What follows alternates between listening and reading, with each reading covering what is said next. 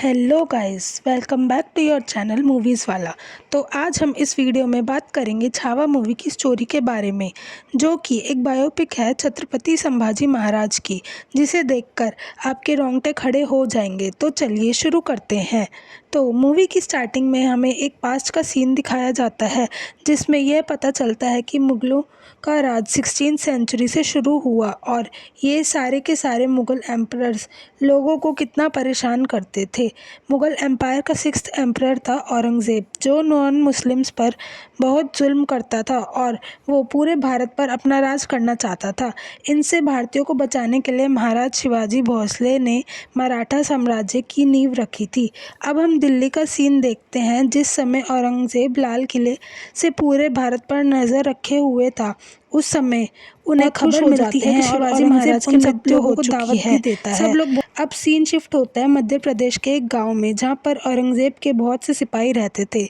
एक दिन उन पर हमला करने के लिए मराठा अपने घोड़े सामने से उनकी तरफ छोड़ देते हैं और चुपके से हमला करने के लिए किले में घुस जाते हैं और इस लड़ाई के बीच एंट्री होती है संभाजी महाराज की। और हम आगे देखते हैं कि लड़ाई के दौरान मुग़ल संभाजी महाराज को एक तहखाने में गिरा देते हैं, जहां पर उनकी शेर से लड़ाई होती है और वो उसको मारकर बाहर आ जाते हैं और सभी मुग़लों को भी हरा देते हैं और वहां से चले जाते हैं। इसके बाद औरंगज़ेब वहां पहुंचता है और देखता है कि मराठाओं ने उसके फेवरेट शहर का क्या हाल किया है। तो वो अपने सैनिकों को हमले के लिए तैयारी करने को कहता है, जिसके बाद वो लोग तैयार होकर संभाजी महाराज को पकड़ने के लिए निकल जाते हैं। अब सीन शिफ्ट होता है रायगढ़ किले की तरफ, जहां रहकर संभाजी महाराज पूरे मराठा एम्परर को चलाते थे। अब युद्ध से लौटने के बाद संभाजी किले में प्रवेश करते हैं। तब हमें सबसे पहले उनकी पत्नी येशूबाई दिखाई देती हैं और उसके बाद उनकी सौतेली माँ सोयराबाई को दिखाया जाता है, जिसका एक 11 साल का बेटा भी था, जिसका नाम था राजा राम। जिसके बाद हम मराठा एम्पायर के कई इम्पोर्टेंट पदाधिकारियों को देखते हैं, जिसमें सबसे पहले मिलते हैं आर्मी चीफ सर सेनापति और दूसरे संभाजी महाराज के दोस्त कवि कलश। अब अगले सीन में संभाजी महाराज का राज्य अभिषेक दिखाया जाता है, जिसके बाद वो कहलाते हैं छत्रपति संभाजी महाराज। इस घटना से वहाँ के सभी लोग बहुत खुश थे, सिवाय उनकी सौतेली माँ सोयराबाई के, जो अपने बेटे को राजा बनते देखना चाहती थी। अब वो डिसाइड करती हैं कि वो संभाजी महाराज को मरवा देंगी, और जिसमें उनका साथ देने वाले थे मराठा एम्पायर के विशेष पदाधिकारी। इसके बाद हम संभाजी महाराज के 2 सालों से मिलते हैं, जो संभाजी महाराज से कहते हैं कि वो लोग जिस एरिया के लीडर हैं उन्हें उस एरिया का पूरा कंट्रोल दे दिया जाए, ताकि वो उस एरिया को अपने हिसाब से चला सके। जिसके लिए संभाजी महाराज मना कर देते हैं, क्योंकि अगर उन्होंने इसके लिए मंजूरी दे दी तो सब इसकी डिमांड करने लगेंगे और मराठा एम्पायर टूट जाएगा और स्वराज का सपना कभी पूरा नहीं हो पाएगा। और इस सब के बाद उनके साले उनसे जलने लगते हैं। अब सीन शिफ्ट होता है, जहां हम औरंगज़ेब को देखते हैं और हमें यह पता चलता है कि औरंगज़ेब का एक बेटा, जिसका नाम अकबर था, वो औरंगज़ेब को धोखा देकर खुद राजा बनना चाहता था, जिसके लिए वो औरंगज़ेब को मारना चाहता था। जब औरंगज़ेब को यह सब पता चला तो अकबर को अपनी जान बचाने के लिए वहां से भागना पड़ा। जिसके बाद वो कुछ सैनिकों के साथ संभाजी महाराज से मिलने जाता है और उनसे कहता है कि हम दोनों का दुश्मन एक है, तो क्यों ना हम दोनों मिलकर उसे ख़त्म कर दें। तब संभाजी महाराज मना कर देते हैं और कहते हैं कि मुग़लों पर विश्वास करना नामुमकिन है। तब अकबर उन्हें एक लेटर दिखाता है, जो सोयराबाई ने लिखा था, जिसमें यह लिखा था कि अकबर संभाजी को मारने में सोयराबाई की मदद करे, और अगर अकबर संभाजी को मार देगा तो मराठा साम्राज्य का नया महाराज सोयराबाई का बेटा राजा राम बनेगा। जिसके बाद वो मराठा साम्राज्य का जितना चाहे उतना हिस्सा मुग़ल साम्राज्य को दे देंगी। जिसे देखकर संभाजी महाराज को बहुत दुख होता है और वो अकबर से कहते हैं, क्योंकि तुमने मुझे सारा सच बताया है, इसलिए मैं तुम्हें वचन देता हूँ कि जब तक तुम मराठा साम्राज्य के अंदर हो, औरंगज़ेब तुम्हारा कुछ नहीं बिगाड़ पाएगा। जिसके बाद संभाजी महाराज रायगढ़ जाकर उन सभी लोगों का पता लगाते हैं, जिन्होंने उन्हें मारने का षड्यंत्र में सोयराबाई का साथ दिया था, और उन्हें हाथियों से कुचलवाकर मरवा देते हैं।